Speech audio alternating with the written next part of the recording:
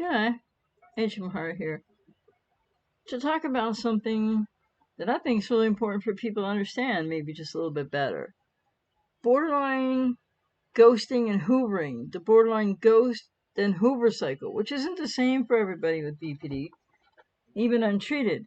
But when people have that cycle with BPD, so the borderline ghosts you and then hoovers you, and the relationship is on, off, on, off, on, off, or really maybe doesn't seem like it's off. But the Ghost-Hoover cycle is still the same thing as you experienced in the relationship, which was push-pull. You need to walk away. You need to end the cycle for yourself. So it's really important to know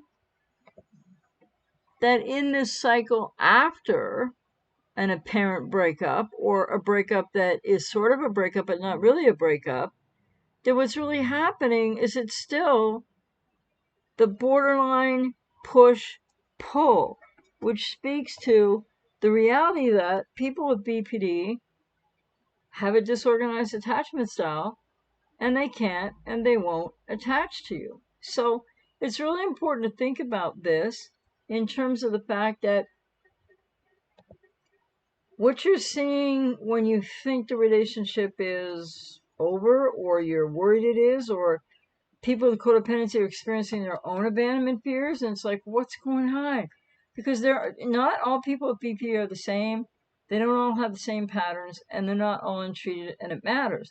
But for those that are untreated, even there's a vast difference there. But for the ones that do establish with, with you, I'll just say each person out there, because it's not everybody, that they're going to ghost you, and then they're going to hoover you, and that's kind of the way the relationship, quote, works. This is just the same thing that you went through in the relationship with the approach avoidance conflict of people with BPD, and especially untreated. It's, yeah, they want to merge with you, the idealization, everything great. And then after that starts to come down a bit, and or there's micro splits or a major split to devaluation, which doesn't always mean that's the end. But for some people with BPD, and I stress some, and maybe many, but not all, there's going to be this ghosting that can happen when otherwise some other people with untreated BPD would be, maybe withdrawing, giving the silent treatment. Some people with BPD, many actually, often in the quiet borderline area, but it doesn't really matter what type or subtype of BPD because it's all BPD. So they're going to ghost instead of just withdraw or explode at you, or you might get a little of both. And then they don't know what's going on, and this is highly unlikely to be premeditated in more cases than not. Some people may believe that the person with BPD premeditated ghosting, but I mean, there's monkey branching and there's seemingly that intent, right? Or that they are premeditating the ghosting, but it's not like that because it has all to do with the disorganization of where they're at in the first place with a lack of self. So I'm not trying to invalidate anyone's experience, and you can think what you want, but you're actually going to cause yourself more pain and more difficulty in the letting go and the breaking free of the chemical superreality of all this because many people with BPD untreated will withdraw, and you might not hear from them from a couple days, especially if you're dating and you don't live together. And then you'll hear from them again and things will be okay again. It is the approach avoidance conflict. It is the fear of abandonment on one end, and then getting closer, and the fear of engulfment, and then needing to push you away, and then the fear of abandonment again builds, and then they want to pull you back in. This happens in the relationship. This happens in this sort of version of a quote relationship wherein many with BPD, but not all, untreated or otherwise, will definitely ghost as opposed to just withdraw. They'll ghost and then they'll hoover. And so what's the difference between when they ghost and when they hoover? if it's in a couple of days or a week or two kind of thing, which that's many people with untreated BPD's pattern, they're not all the same. What's the difference between that and somebody just gives a silent treatment, withdraws, won't answer your texts, etc., for a couple of days or a week or two, and then you get back, you don't think it's over, you don't feel like you don't know if you've been broken up with or not, you don't know what's going on. So there is this cycle within all the patterns of those that have BPD, because they're not all the same, where they will ghost and then they will hoover, and then they will ghost and then they will hoover, which is an upping the ante, not premeditated or even fully consciously known to them, but it's the way they're trying to manage the relational difficulties of what BPD presents these people, which is that they have no consistency, they have no congruence, they have no sense of self. So they're experiencing everything that they experience when they feel triggered, when something doesn't go right, or they think it doesn't go right, or they have distorted, skewed thinking and misperceptions and take everything personally. All of that stuff, they then respond with defense mechanisms that, yes, worked in childhood, but are really maladaptive when they're of adult age. And so the ghosting to Hoover cycle for some with untreated BPD, and it might be a vast number, but it's not all, is going to just be the same as other people with BPD. Like I said, will withdraw, but won't leave you, and you don't think so. Or if you're living together, they might just not talk to you for a couple days, a week, or 2 weeks, which isn't okay, which isn't healthy, which are all red flags. But so I just want people to understand that the borderline, they're not all the same, but the untreated borderlines Ghost-Hoover cycle, when they absolutely have that cycle, and they don't all have the same patterns or cycles, but many have this keep getting it backwards. Ghost, Hoover, cycle. Ghost and Hoover, ghost and Hoover. And so you are on the other side of that, like, oh, okay, well, you see it a couple times and you're like, I don't know what's going on here, but like, people get to know. As I work with clients, I find this out. Many clients, many different patterns of the people with BPD who is still in or was in their lives. And it's like, you get to know, okay, well, I'm not hearing from them now, but I will in 2 days or 3 days or a week or 2 weeks.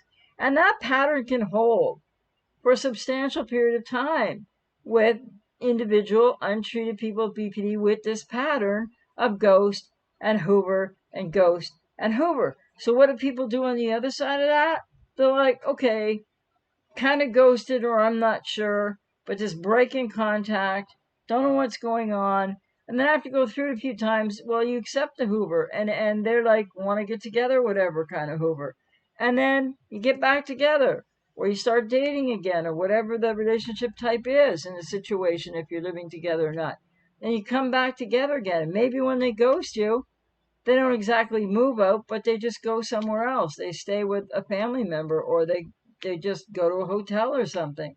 So there is a certain amount of people, I don't know what the percentage is, with BPD that will do this ghost and then Hoover, ghost and then Hoover. So people get adjusted to it. People are trying to make things work in this codependent reality of externalizing out what you need. And so when the borderline ghost you, and you see the pattern of ghost and Hoover and ghost. By the way, they don't all have this pattern. So many people are going to get ghosted, and you're never going to hear from them again. But when you know it's a pattern in the person that you're with, or that you were with, or if you care anymore, then you know it's a pattern. So it's the same push-pull that happened when the relationship hadn't gotten to the level of the person with BPD struggle around trying to manage what's always the unmanageable, unless and until significant treatment or recovery from BPD, is how to be close and how to be distant. They can't move in, they can't move out, because they have their identity. They derive identity from you unconsciously, subconsciously, and you think they're seeing you and loving you, but they're not. and your love isn't reaching them. And I want to keep stressing this point because other people out there keep saying the opposite. It's just not true. Now, there could be some variance with a subset or minority of people with BPD, but untreated, they're not going to take in your love.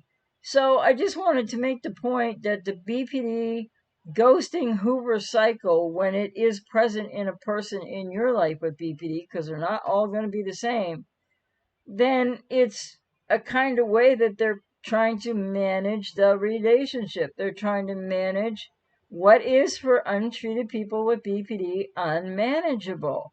Wanting to be close, wanting to be loved, but not having a self from which to accept that love, receive that love, or give love. And many people say, and there's more and more comments to the channel, and I don't mean to be like arguing with anybody. Your experience is your experience. I sometimes try to clarify something. Sometimes people don't appreciate that. So I'll look at that and I'll see if that's something that's helpful or not. It can be different for different people.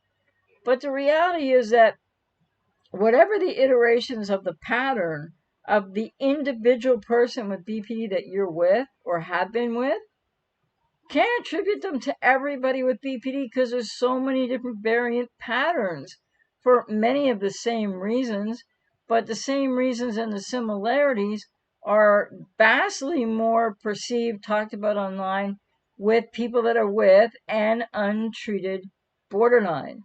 So an untreated borderline is not going to be like somebody with substantial treatment or a recovered. Well, I don't like to say recovered borderline because once you're recovered, you're not borderline anymore. There's lots of people in different stages of recovery that will also no longer fit the criteria for BPD, and they will be changing vastly. But most of you out there watching, I know my channel, other channels, hurting and really, in your codependency and really being put through the ringer and more. What you can't understand is it's not all people with BPD that are the same. It doesn't matter. I really urge people to focus on the person that you're with or the person that in any relationship type is in your life with BPD, because it is that person's pattern and variance of the patterns of BPD that matters the most. So the BPD Ghost-Hoover cycle, which many but not all do, is the way to make, quote, the relationship work. But people with codependency accepting that need to really realize that you need to put an end to that. It's the same push-pull that you saw in the relationship. They're not loving you. They're not taking in your love. They don't have a self, a frame of reference, self-coherence. You need that to be able to know somebody loves you or to be able to love somebody else. And so this ghosting and hoovering, or in relationships, the push-pull, or when they just ghost you and they're gone and that's it, it is what's to be expected from people with BPD. And once you know that and you learn that as a person with codependency, even though you've been extremely maybe shattered and hurt, your heart broken by this, you need to walk away. You need to end the cycle. You need to take care of yourself. You need to be realistic. And what blocks a lot of people from doing that is their codependency. And what is it that drives you? Ask yourself this question. What is it that drives so many people? But what is it that drives you to keep accepting this? To keep thinking this is okay? That this person behaving this way, ghosting and hoovering, or push and pull, no congruence, lack of mutuality, reciprocity, because there's no love there. There's certainly no healthy adult age-appropriate love from untreated people with BPD unless until they're significantly treated. Because what changes is insignificant treatment or going through the whole process that takes many, many years to be recovered and fully and to be healed. It takes finding the lost self, the emotionally arrested, developed self that stops developing emotionally before or at the age of 2. It takes a person with BPD in a process of therapy to find that self, to know that self. And so much change can be brought about by that deeper work long term. But otherwise, what are codependents doing? I ask you really with compassion, but a gentle challenge. When, I've seen comments on the channel recently, people saying, well, it's the addiction factor. And it's like, well, and that has, validity to it. But so if people that have an issue with alcohol or with a substance, at one point or another, they have to make a decision at a given moment on a given day that they're going to go to get treatment, or if they're going to stop, if they can still stop the drinking or the substance use, that they're going to do that. So they're making a choice for sobriety, right? Well, codependents need to make a choice for the end of the chaos and the end of the drama and the end of the pursuit. And so you blame them for whatever you want to blame them for. And people with BPD have responsibility. I'm not here to protect them or apologize for them or anything like that. But I'm just trying to point out that, remember, the narrative of, well, I stayed in it longer because, whether people take responsibility or not, because of the chemical soup of it all, and I couldn't help it. Well, you can always help it. You can always make a different choice. It doesn't mean it's easy. It will feel impossible. So the BPD Ghost-Hoover cycle, which happens with many people with BPD, where relationships continue, in that unhealthy way that they do, one way or the other, and that cycle gets known by each person who has an untreated person with BPD in their life who's in that cycle, because they're not all in the same cycle. Some just ghost and they're gone, and they're not gonna Hoover. Not all people with BPD Hoover, and some get stuck in a more elaborate, if you will, but not premeditated, not knowing, not manipulative, because they don't understand what they're doing. Doesn't excuse it. But when they ghost and they Hoover and they ghost and they Hoover, believe it or not, they're doing the best they can. But you know what? It's not good enough. It's not personal responsibility taking. It's not healthy adult love. It's not mutuality, and it's not reciprocity. So again, I would encourage people with codependency to take a look at your part in this. It's not about what they do. It's not about when they ghost and then they Hoover and they ghost and they Hoover. But why are you staying in their pattern with them when all it does is hurt you over and over and over and over again and lead to more loss of self? Because people with codependency have a false self. People with codependency don't know themselves, that dysfunctional relationship to and with self. And subconsciously or unconsciously, you don't realize why you're in such hot pursuit of this person, and why you can't let go is not only all about the toxic soup of hormones and the chemicals and the reaction on a physiological level that really does take place. But that doesn't happen for everybody, but it happens for a lot of people. But it's not even only that. So you have to go deeper, or you need to walk away today. You need to end the cycle, because sometimes people with BPD aren't going to end the cycle. Many do, and you can't get them back, and you might try to reverse Hoover. Many have this ghost Hoover pattern or other patterns within sort of breakup, get back together, breakup, get to whether they ghost or not. And the point is, what are you still doing there? And why does this feel like it's love to you? What is your definition of love? Because it's not healthy love. So I just want to reiterate that today and say that relationships with untreated people with BPD are going to be impossible. And it's just the way it is because of what BPD truly is. And if people would look a little bit deeper into what it truly is, whether, no matter what you want to call it, but it's a response to adverse childhood experience. These become ingrained defense mechanisms and, what's the other word I want to say? Defense mechanisms and maladaptive coping strategies. And these people don't know who they are, and yet you expect them to know who you are. You expect them to see you for who you are when they don't know who they are.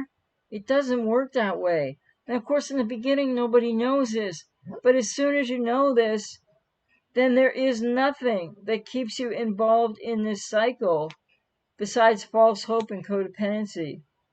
So just know that for many people, not all, with BPD, they're going to ghost and Hoover, ghost and Hoover, ghost and Hoover. It is what you experienced when the relationship was a little bit less unstable, if I can put it that way, but not stable, in the push-pull within a relationship that doesn't sort of break and then start, break and then start. So you need to think about what's really healthy for you. And I had people on live stream, a couple live streams recently, comments to the channel, people that are dating their first girlfriend or boyfriend, and they have BPD, and they're like 16, 17, 18 years old. If that's you out there, let it go. Get away right now. Stop it. Take care of yourself. Get into your own healing recovery journey. And no matter what age you are, but especially if you're 16, 17, 18 years old, you don't want this. You don't want to continue this pattern anymore. So the reality is it's going to hurt to let go. It's going to hurt to walk away if, in fact, they don't ghost you in a way that isn't the Ghost-Hoover. But the bottom line is these relationships don't work. And they don't work largely because of the people with untreated BPD and what all those issues really are. And it's serious. Whether you want to call it a mental illness or adverse childhood experience, that doesn't matter. The bottom line is, what about you? What about you? What about you? That's the bottom line always. Because what's happening in our devolving world, post-fact, post-truth world, people are just hanging in there and going through this and thinking it is love and thinking it will work out, thinking that it will work out. It's not going to work out. So in a far vast majority of cases, when people with BPD are untreated, it's not going to work out. And they have their stuff they're responsible for, and they have what they do to you, and there's no excuse for that. And then people with codependency have their responsibility to look at, have their healing recovery that's necessary, as I'm always saying in many videos. But I don't want to just talk about BPD without coming back to you, the codependent, and saying, why are you putting up with this? Why is this good enough for you? Because you don't have self-worth and self-esteem, because you don't know yourself as well as maybe you think you do. And then by the time you've been in a relationship with somebody with BPD for whatever period of time, the longer the worse it is, then you're going to have lost yourself entirely. So anyway, the BPD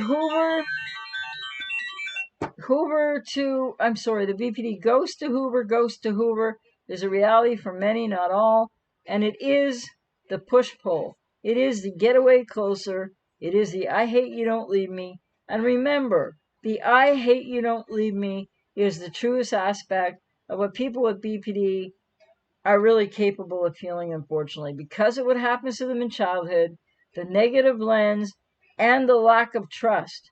So your love with codependency often isn't the healthiest love, but people with BPD don't even know what love is, untreated. And that is a sad and tragic fact. Take care.